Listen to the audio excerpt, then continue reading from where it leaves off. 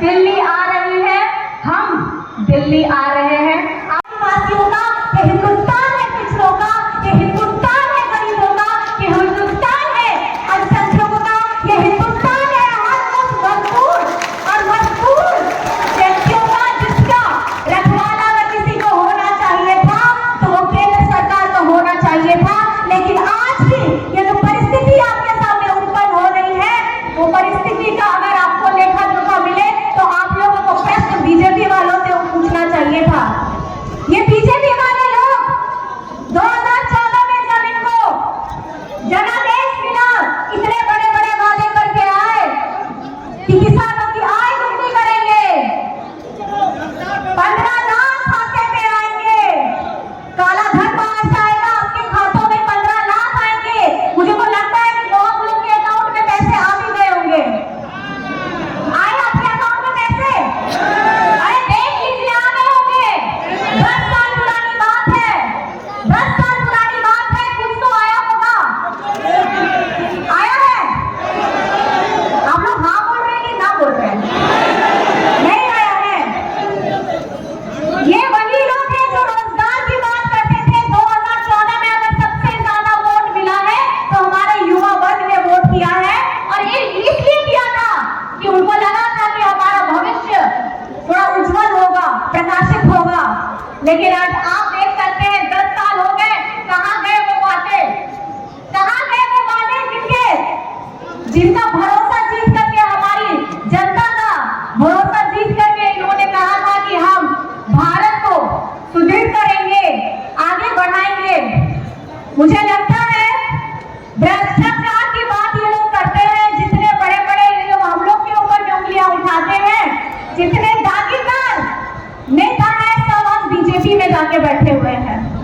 Ma'am ने जैसे कहा, प्रियंका मैम ने जैसे कहा कि जहाँ पे ईडी वाले वही जाते हैं, चंदा दे दो सब केस खत्म हो जाएगा। हाँ, आपने सही कहा, वही ऐसा मशीन है जिससे सब पार हो जाए, सारे आपके साफ सफाई सब हो जाएंगे, एक भी दाग आपको नजर नहीं आएगा।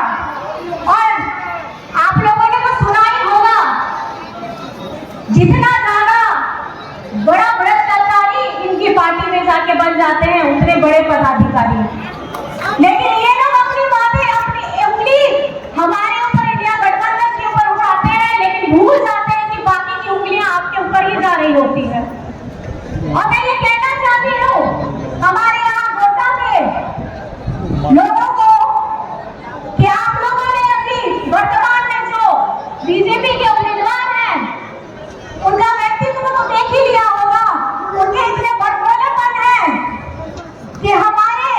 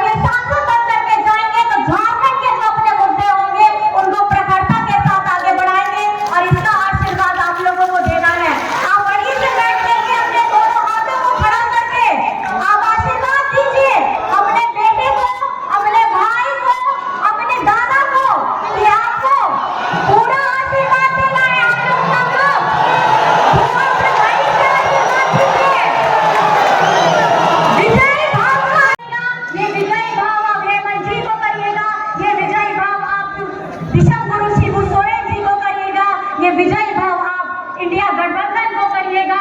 इंडिया गठबंधन की अगर सरकार बनती है दिल्ली में आपके आशीर्वाद से, तो मुझे लगता है इंडिया गठबंधन का मतलब होता है महिलाओं के खाते में 8,500 रुपया प्रति माह आना।